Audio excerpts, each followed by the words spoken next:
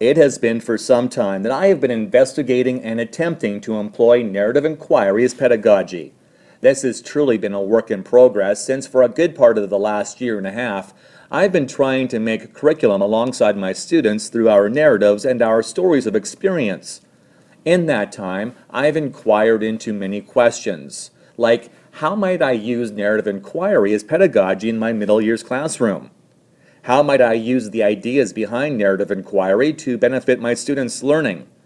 And how might I make curriculum alongside my students? It has been a work in progress indeed, and I have experienced some success. But as you might expect with any inquiry, I have also experienced further questions, challenges, and may I dare say, even tensions. The most apparent tension has been the stories of school. The stories have had great effect on all of us, teachers, students, families, and communities. These stories involve learning, curriculums, assessments, roles, responsibilities, and the spaces and places in which all of this happens. The tensions, meanwhile, involve narratives that have tended to dominate schools and curriculum.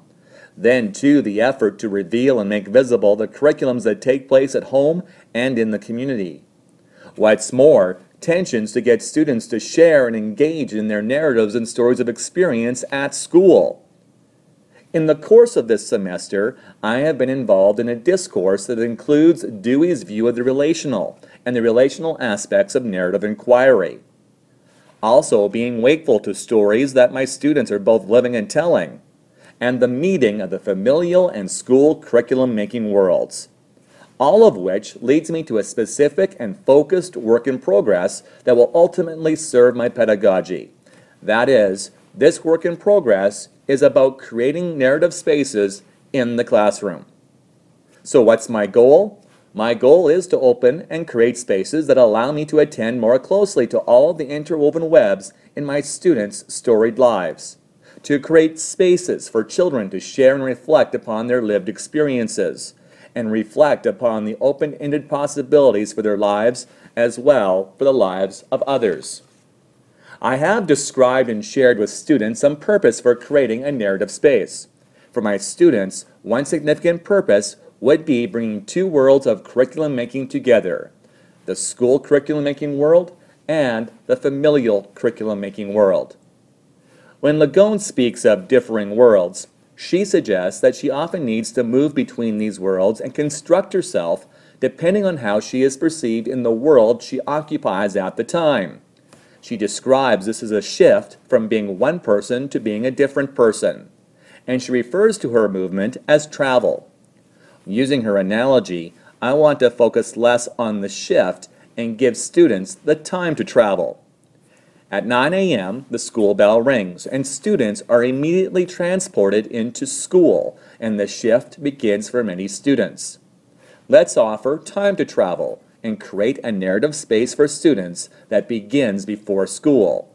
Then allow the time and space to spill into school. To do this, students create a narrative space that is explicitly different from the stories of school, beginning at 8:45 a.m. and carries on for the next 30 minutes. The time and space is for those who choose to use it. Then as others arrive at school, they too can use the space. After time, it will not be time to travel, but a method of bringing the curriculum-making worlds together. This space will not only be open to students and teacher, but anyone who wishes to use the space for its intended purpose, to share our narratives and our stories of experience. Now, how do we encourage those in the space to share these narratives and stories of experience? I begin this work by asking students to consider a narrative space which they have the opportunity to contribute in its making, allowing students to create and architect a narrative space at school. Students have offered suggestions for furniture, technology, tools, and design elements for creating the space. Some have drawn concept designs on paper, while others have used web tools like floorplanner.com. Many have been impressive and extravagant. One lesson we have learned is that we have to work and live within our means. So we need a compromise and a method in which spaces can be created within a modest means. Drama boxes. Drama boxes can be used for podiums, seating, tables, props, and most importantly, to easily define and redefine a space. Other plans? Eating is a profoundly social event. It makes us feel good. Mealtimes are events when the whole family or community comes together. We've decided hot chocolate would be a good place to start. Other ideas include art. Art, at its simplest form, is a form of communication or expression. An art cart with tremendous amounts of supplies and materials provided to the students will allow them to share their narratives and also to be able to express themselves. Other ideas include digital cameras for still photography or video, digital music and musical instruments, writing journals, I am poems, blogs, wordles, autobiographical art, autobiographical collages, memory boxes, paper bag books, taking these tools and removing them from the stories of school.